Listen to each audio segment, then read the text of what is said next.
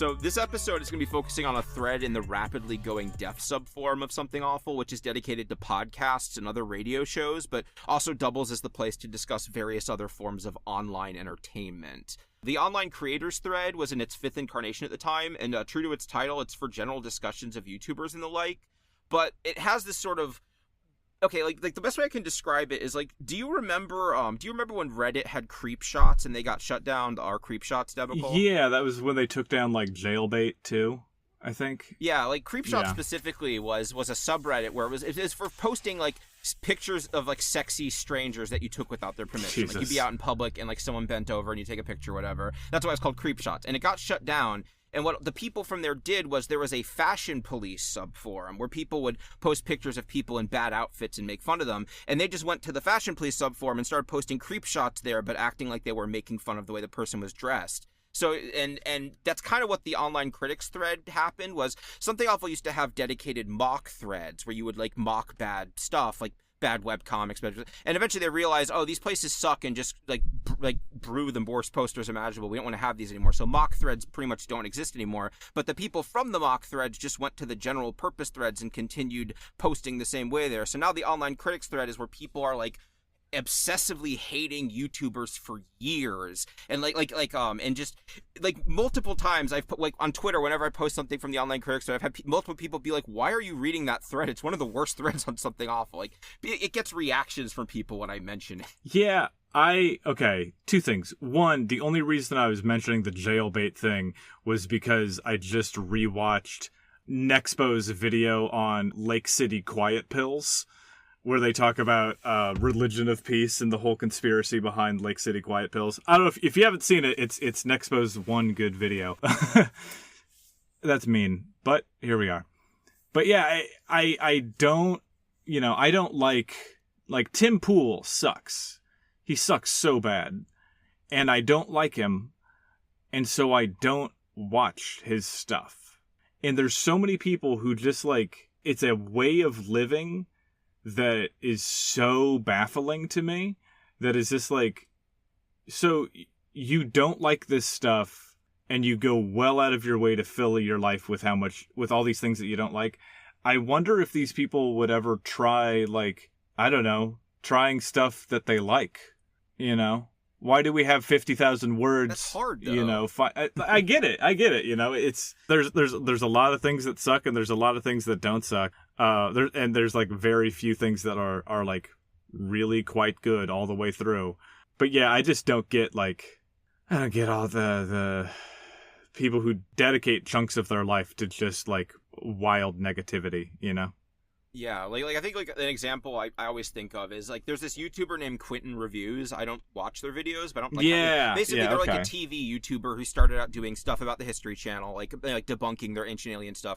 And then he kind of blew up doing like long form summary recaps of TV shows. Like, he did like a recap of like every episode of iCarly, every episode of the spinoffs. Like, that's his thing now. And every time he puts out a new video, everyone in that thread just goes ballistic about like how angry they are that he isn't making the content they like, to the point where like people like accuse him of doing elder abuse because his dad makes videos with him sometimes. And they're like, people just get so obsessed with these people. And it's like, if there are plenty of YouTubers I like who make content I like and then start making content I like, and I just don't watch them anymore. Yeah. I don't like, and also, and it's like it just seems like so exhausting for so little gain. And I feel like there should be, I don't know at what point we would put this into motion, but like before you accuse someone of something on the internet, I think that there should be like a thing that happens where you have to explain it to a passerby, right? Where you have to be like, no, this guy he's doing elder abuse. One, you have to explain what elder abuse is to a passerby. And then you have to explain that he's a YouTuber who used to make cool stuff and now he doesn't. And he does stuff with his dad, and that's inherently abusive. And if the other person just goes, I think you're being weird, then you don't get to accuse the person of elder abuse. You know what I mean? Like, Because there's so many times on the internet, especially lately, especially since, like, the Dems are calling the Republicans weird and the Republicans are responding by, like, let me measure your skull and I'll show you who's really weird. Like, there's so many things, like Laura Loomer and so many just, like, these, like, not holding office but, like, political grifters. Really, mostly on the Trump side, but it's really on both sides now. That I just want to be like, I want you to talk to someone who's, like, a little into politics or maybe, like, a moderate, and have you explain that all of your posts about Michelle Obama secretly being a man and that Barack is actually, like, a secret Muslim who's here to control the world, and I just, you have to explain it to a normal person and see how they feel about it, you know? Yeah, no, that is, I'm really like the weird thing, because that's something I've really learned on the internet, is like the people who spend all their time complaining about other people weird are very insecure about other people thinking that they're weird. Right. Like, you mentioned the power level thing earlier, and a part of the hiding your power level thing is definitely about people not wanting their, like, abhorrent beliefs to be known, but the flip side of it is, like, they don't want people on the internet to know what losers they are in real life. Like, the idea of hiding your power level is kind of like a kayfabe, like, oh, I'm actually living a really interesting and fulfilling life, I just don't talk about it, you know, security reasons. Like, yeah, it's so sweaty and desperate in a way that is, like, so obvious that, like, I'm glad people are picking up on it and just throwing it right back at them. Yeah, it's just so funny, like, you know, we keep coming back to that, the tweet about, like, you know, I was canceled for my conservative beliefs, and they're like, oh, for your beliefs in, like, small government and like local Republican political change, and they're like, no, well, what conservative beliefs? Oh, you know the ones, you know. Yeah. Every time I have some, like, no profile picture Republican Kroiper fuck yelling at me on Twitter, I'm just like, post your face, and they're like, why would I don't want to be, like, mobbed. And it's just like, well, why would you be mobbed? I'm not saying that mobs are always right, they're definitely fucking not, but, like, you know, I've never seen The Big Lebowski, but say what you will about the tenets of National Socialism, at least it's a fucking belief, you know. I don't know if that's the right quote, but you get it. I'm not that kind of straight white guy, all right? Anyone who would get mad at you for misquoting The Big Lebowski is someone who isn't worth paying attention to, I feel. Yeah, truly. But yeah, it's I don't know, man. People on Twitter the other day, somebody asked, like, does anybody even use the For You tab? I only use the Following tab. I just want to see the things that my friends are posting. And it's like, I don't have that many interesting friends. I want to see For You because it's a bit of everything, including things that make me mad or make me laugh at people for being stupid. And, like, that's what you get. I intentionally live in, like, in a mixed political ecosphere, because if you don't do that, you'll be surprised when the right wing wins. Dante Powell is this great comedian out of Des Moines. I think he's still in Des Moines, who right when Trump got elected, he said, everybody here spent the past 5 years muting and blocking everyone that disagreed with them, and now you're surprised that there were enough people to elect Trump, you know? So you got to pay attention, especially for me, because I want to write jokes about the things that are happening. And yeah, of course, I need to pay attention to what the right-wing people are saying. Anyways, posts. And also just the attitude of, like, people who use a website differently than I do are doing it wrong. Like, if you ever want to derail a thread on something awful for pages, just bring up watching YouTube videos at anything other than the default speed, and people will just, like, spend pages arguing about it. Yeah, that's funny. I'm fucking sure that's true, yeah. Man. Oh, yeah. Yeah, so back at the online critics thread, this all began with a discussion about problematic indie game developers they were having. Yeah, I have a quote here where it's a quote from a poster here, Captain Fargle. Scott Cawthon is a rabid Christian fundamentalist who was convinced he was doing God's work with FNAF by hiding subliminal Bible verses and shit throughout them. Just because he didn't publicly melt down about it doesn't mean he isn't batshit, is the quote that he had there. And that was a reference to what I mentioned earlier about how there was, like, fake fandom stuff about there being subliminal messages in the game, and they read that online and were talking about that. So that's not real, the subliminal messages, but we have a quote here from Gwen if you want to read that. Unless Cawthon's money is going towards bigot charities, I say he's a cool guy because the worst attributes aren't hurting anybody. So far, yeah. Yeah, so that's just kind of the irony. Well, so long as he doesn't do this one thing, I'm cool with him. And and wouldn't you know it, so after that, this poster Endorf posts, here's Cawthon maxing out his donations to a bunch of extreme right-wing candidates, like Cornyn. And they use the website opensecrets.org to look up Scott Cawthon's political donations here. Mm-hmm.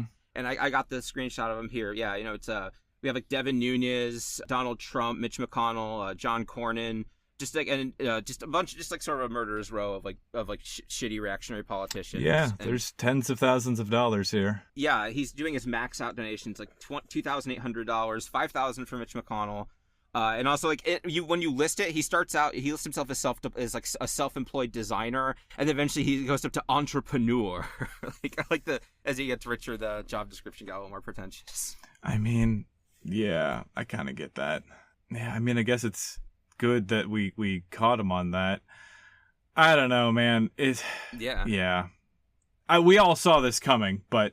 Yeah, and especially because, like, I feel like when you're that successful, it's pretty easy to hide your political donations. Like, we have super PACs and stuff, so, like, this is also kind of a case of just, like, him being kind of, like, down-to-earth and, like, indie kind of bit him in the ass, because he was just giving money directly to politicians like a regular person. Yeah, but that's just so much goddamn money. Yeah, and like, so one of the posters pointed out here, Dapper Swindler, they go, yeah, see, that's more like it when it comes to fucked up politics and shit. He just doesn't hide it and keeps it quiet so no one cares. Plus, he is smart enough to split his work mostly from his politics, apparently. My reason for example of him was he doesn't really have a big weird personal drama, and he isn't a prick to fans and such. I'd say I have more issues with him donating to weird ghouls like Nunez and co, though. So, just like this got a know your meme page. This donations controversy. It blew up on the internet. Interesting. This started on something awful.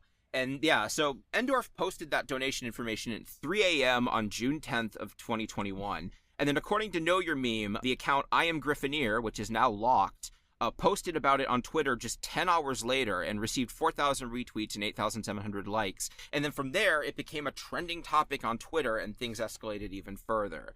So I can't 100% prove, because the thing is, like, I Am Griffineer's account is locked, so I can't go in there and see their other posts. I can't see what they've been doing, but from the timeline, it very obviously looks like they were reading the same thread and just cross-posted that information to Twitter, and then it blew up from there. That's my interpretation of this. That's what the Goons say. I don't really see any evidence otherwise. Like, you know. Yeah. I know I usually like to have a more concrete proof, but I think that's about as close as you can get without actually having the person be like, yeah, I read it on something else. Right. Yeah, so Gwen shows up again if you want to read that. Congrats, Endorf. You made Scott Cawthon Twitter's main character of the day. Yeah. I don't know. Like, I think it's bad to support bad people. That's it. Like, I'm not somebody who, like, I don't know, how do I put this? I don't think that we need to be fair to our political enemies. I think that we, especially if you're a Dems have spent their whole goddamn life sucking the dick of decency, and they just got fucked in the ass by Trump for 4 and then 4 more years by just having him fuck things up over and over and over again, and we're still running with the failed politics of when they go low, we go high, which is like, that's not how you win an election in America. It's really fucking not.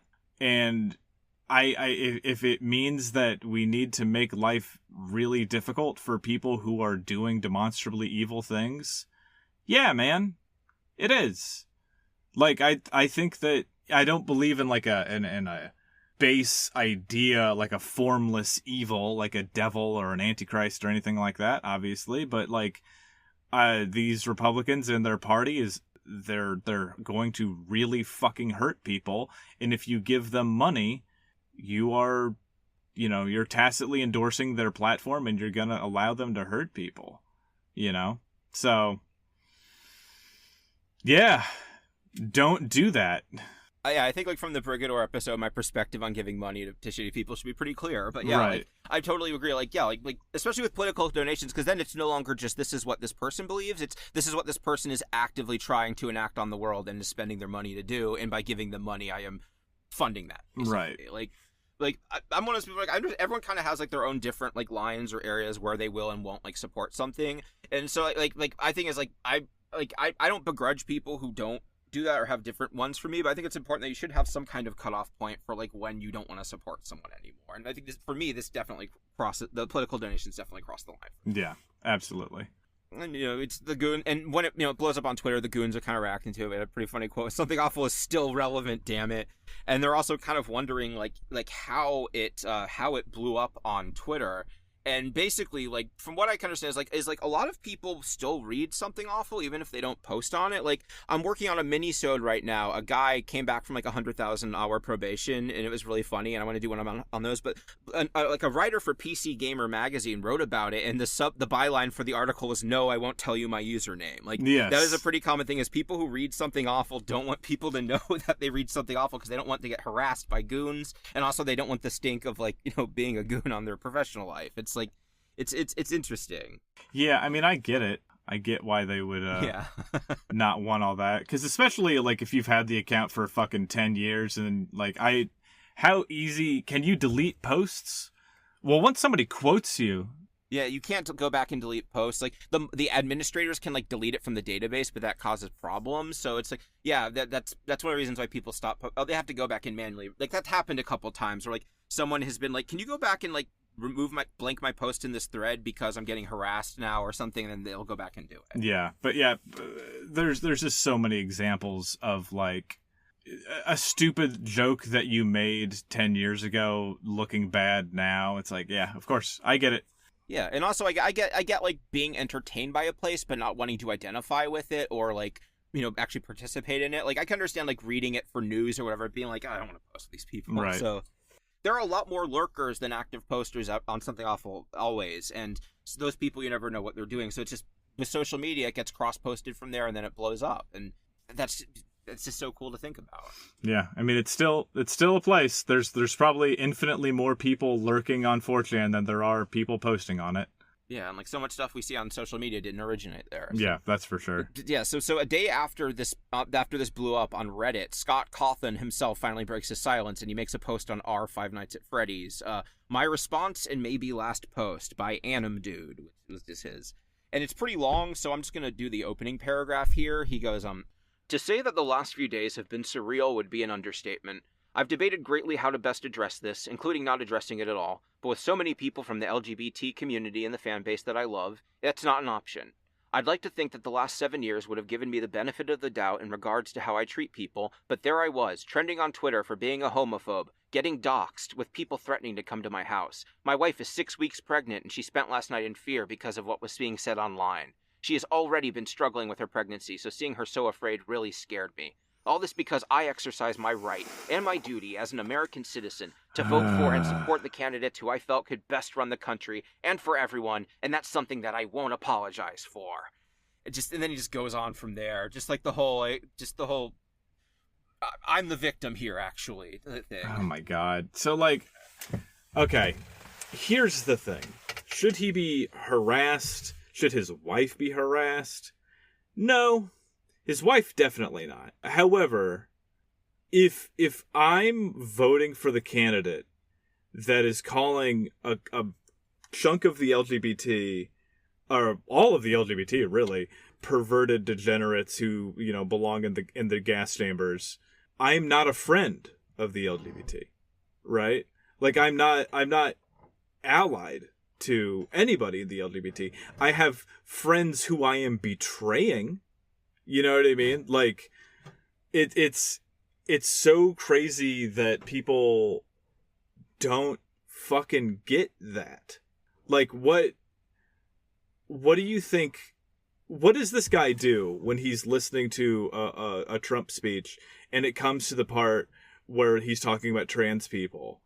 Or, like, what does he do when he's listening, or when he's, like, you know, he reads anything about Project 2025. I'm sure he's an informed citizen, and he'll read about that, and he'll just come to the part where they're like, complete ban on all gay marriage, and he just is like, well, I'm not the one doing it.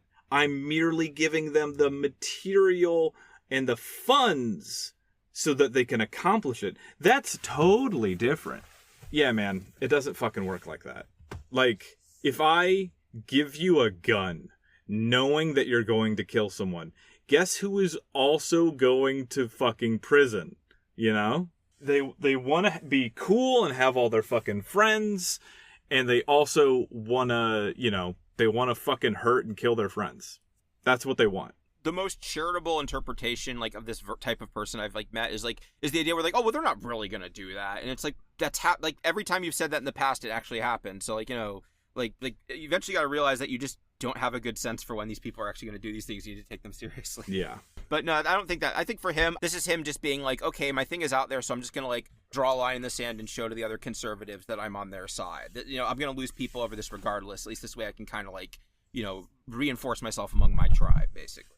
Yeah, and, you know, there's a lot of people who, let's say we're half red and half blue in this country, which we're really not.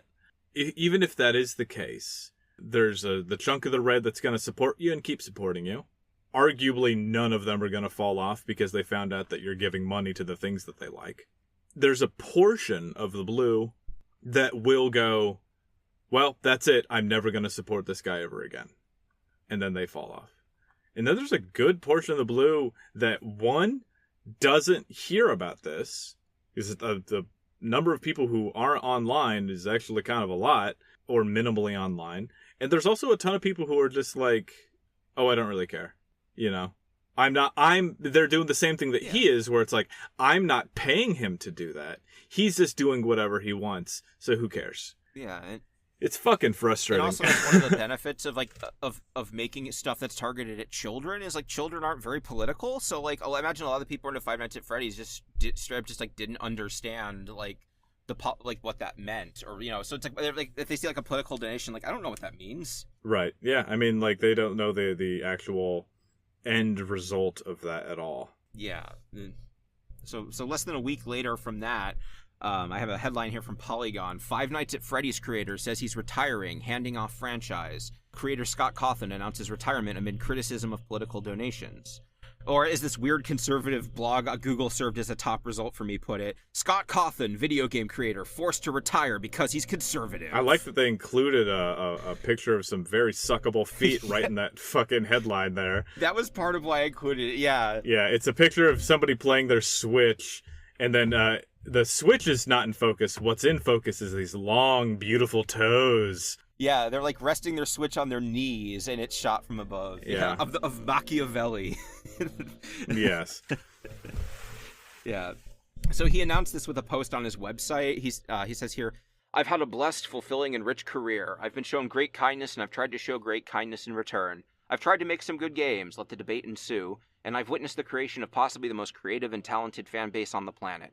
But here on the 7th anniversary of the first game's trailer, as I realized that I was in my mid-30s when I created the series and now I'm approaching my mid-40s, I realized that I miss a lot of the things that I got to focus on before FNAF became a success. I miss making games for my kids. I miss doing it just for fun, and I missed making RPGs even though I stink at it. All of this is to say that I am retiring. I have been shown tremendous love and support over this last week, a lot of which has come from the LGBTQ community. The kindness shown to me has been surreal.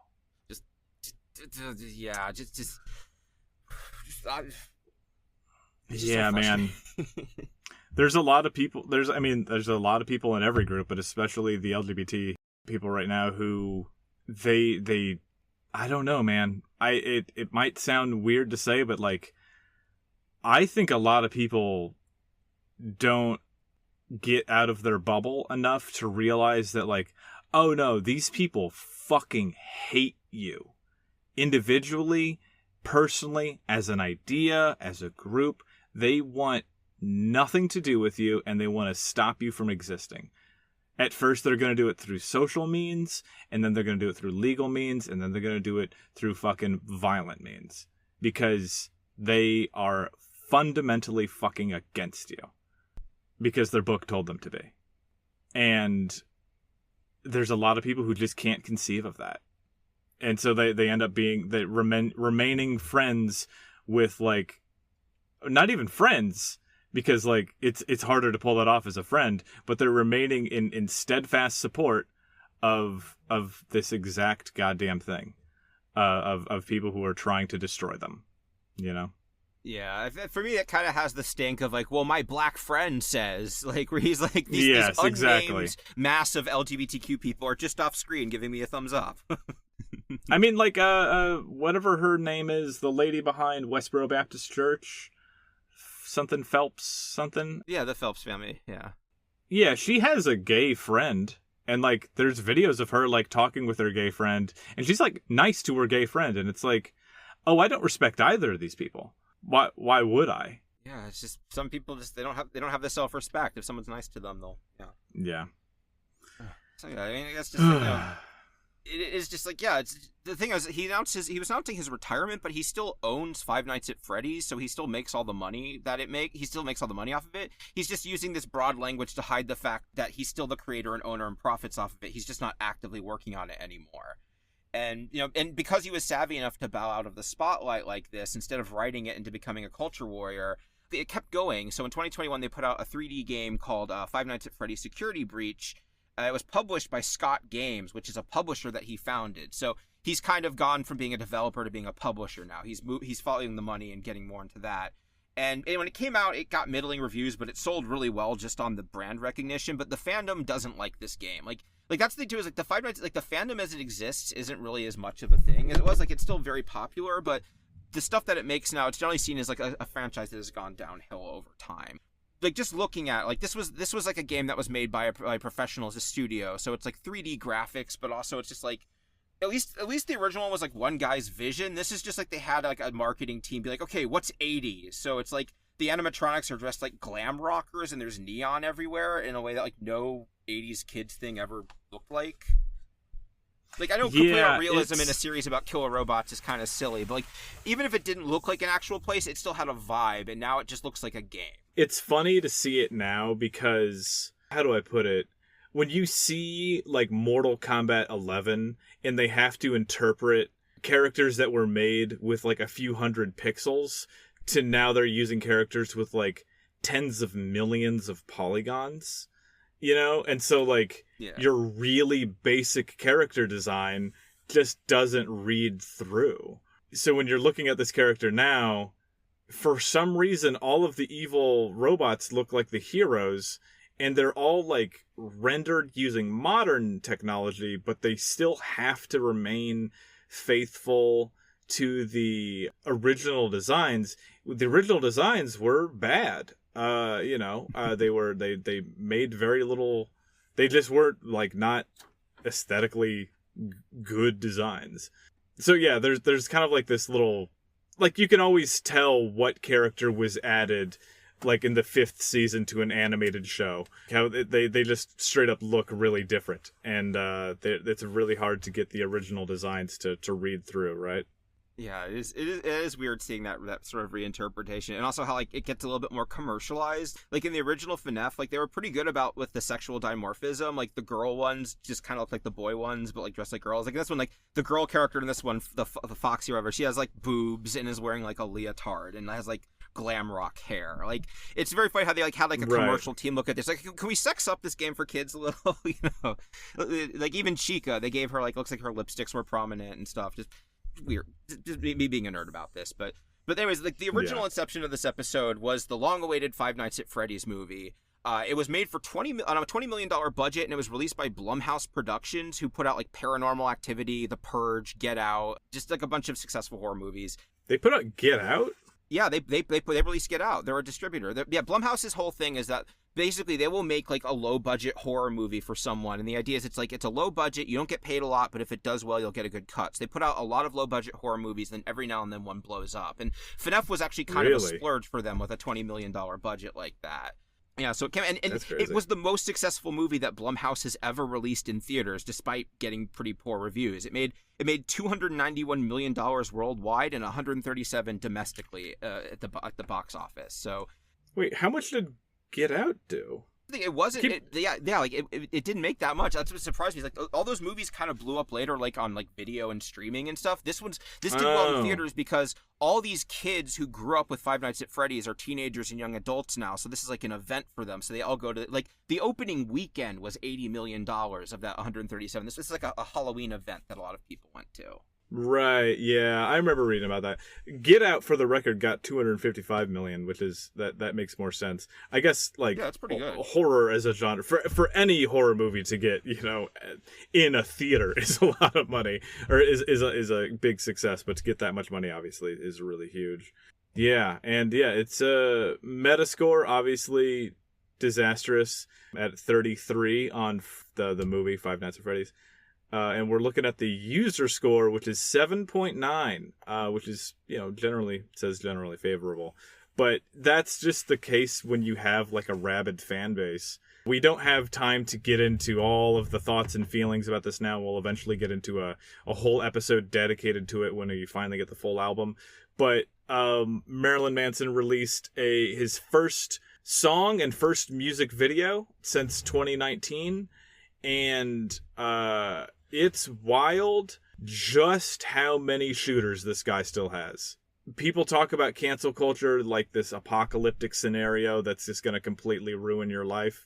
And boy, fucking A, there's like front page of magazines and congressional hearings about Manson's cancellation. Manson's been in congressional hearings in the past for like obscene content in music and stuff like that, but like it would be hard to be as targeted as Manson was, right?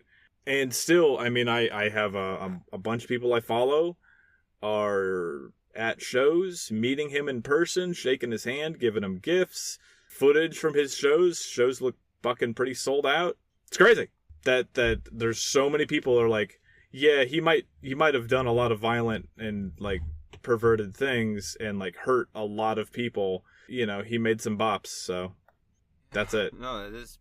Yeah, like I will say, when we're talking about the Five Nights at Freddy's movie, I did watch it, but like I pirated it because I'm not giving this guy money. So, yeah.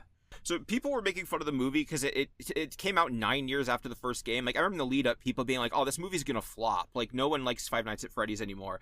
But I think that's part of why it was so successful. Because like I mentioned earlier, like all the kids who grew up with it were teenagers and adults, so they could see it. And it was a PG-13 horror movie, so teenagers could go see it on their own, which was a big part of it too. Like unsurprisingly, like R-rated horror movies are pretty rare these days. But it would be very funny if they went full R with it. Like they probably would have done pretty well anyways. But yeah, so. I'm sure. Well, Nick Cage already did that animatronic horror movie before this, right?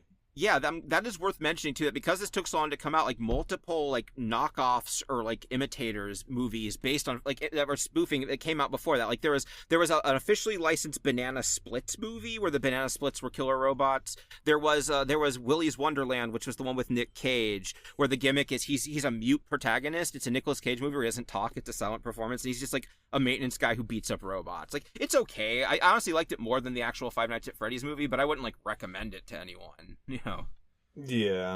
But yeah, so he has had all these. So that was a part of why this was so weird too, because we got to see what it looked like when other people tried it. And I will say, like, you mentioned earlier about how like the poster for that one game was weird because it's like the robots are like the heroes in it. The movie, that is the weirdest thing about the movie, is it's ostensibly a movie about killer robots, but like the fans like the robots, so they really bend over backwards to try. Like you only see the robots really killing people once in the movie, and it's like a group of like street toughs that are breaking into the store. Like most of the time when they were kids, they're like playing around with like basically it's like there's like a part where like a little girl and her brother are like running around Five Nights at Freddy's with the killer robots having fun while 80s music plays, and at the end they all lay on their backs on the carpet and are like, wow, we sure had fun. Like it is tonally all over the place in a way that is really weird.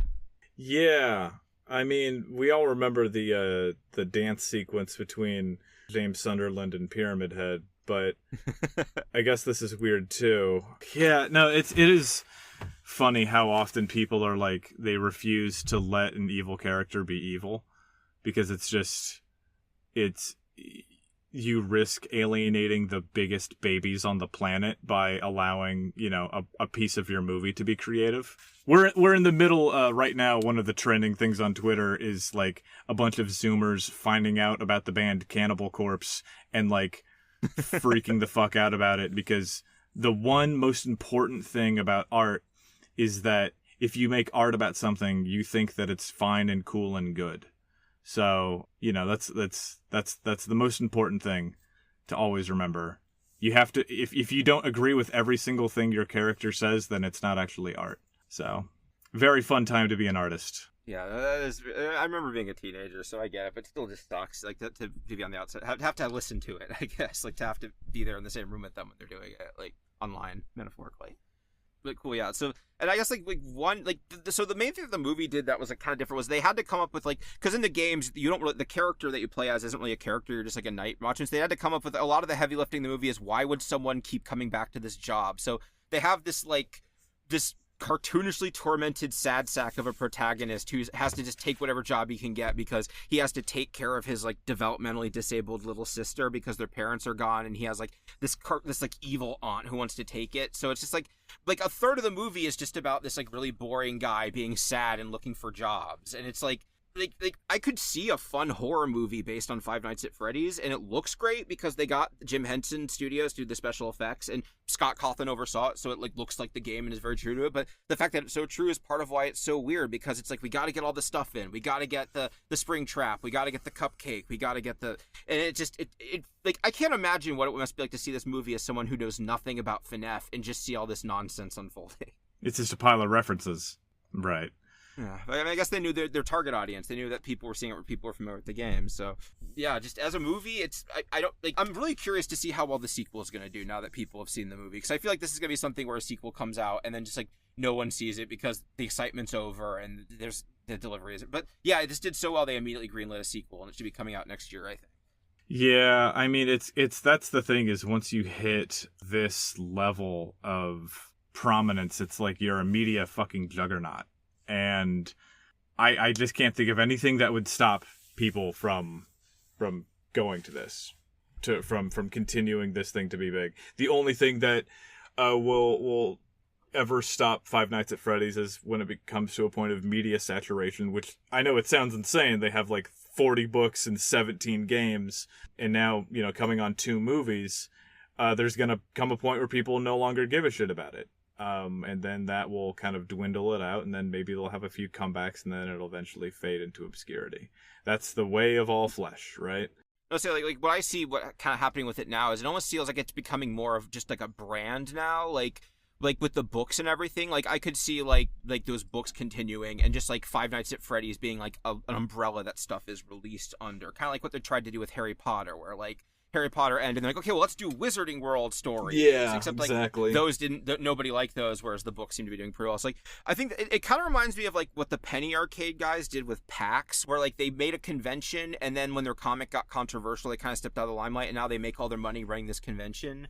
Where it feels like he was kind of like, okay, I've built this machinery, I can step back and just let it keep doing its thing, and instead of being a risk to it. Penny Arcade went controversial. Oh yeah, there was a couple. The big thing was like the Dick Wolves comic was the one that like made them kind of step back from being publicly, like most people don't even know now that PAX stands for Penny Arcade Expo. They just think of it as like a gaming thing. Like they don't know it's a webcomic. Yeah, I mean, I knew that they were tied to that, which is like, God, can you imagine the clout that you have to be able to pull that off is just unbelievable. Yeah, I'd love to do a bonus episode on those guys sometime.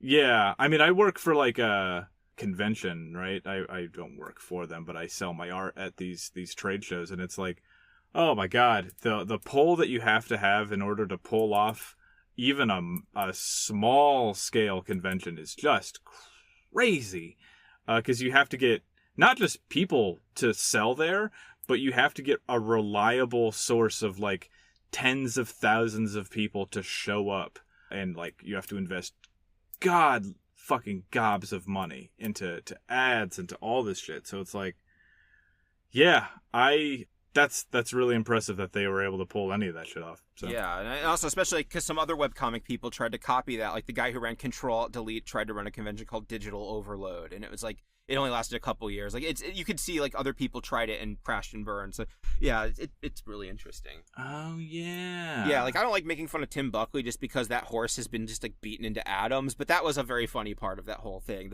Because like they hyped up, it was just like a LAN party with like a pile of like beanbag chairs in a convention center. Oof, God, yeah, good luck. Yeah. So we're all caught up on Scott's saga and something awful tying into it. I guess before I get to my closing thoughts, did you have anything else you wanted to add to it?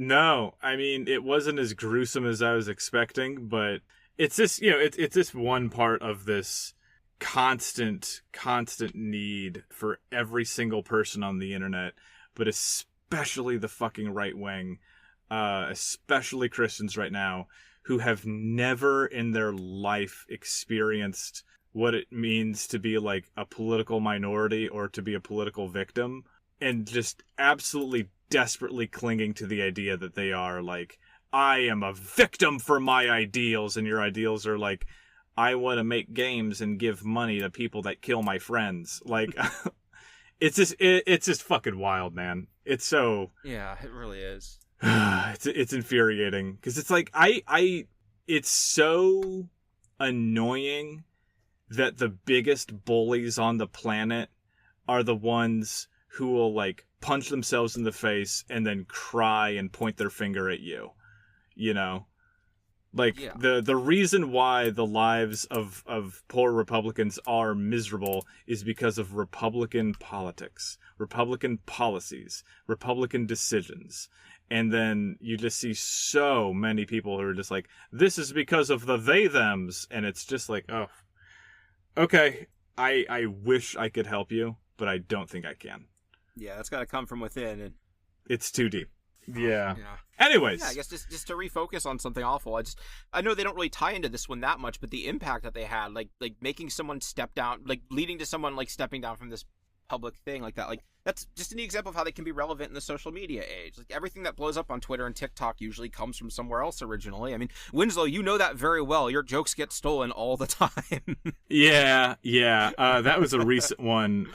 Yeah. God, what was his name? He's some big, like, lefty poster guy. Yeah, he describes himself as, like, an activist or something. Yeah, Greg J. Stoker stole my joke about 40K, posted it on every single platform, and then when I called him out for it, like, over and over and over and over and over again, he just, like, deleted it and just kept ignoring me for weeks and weeks and weeks.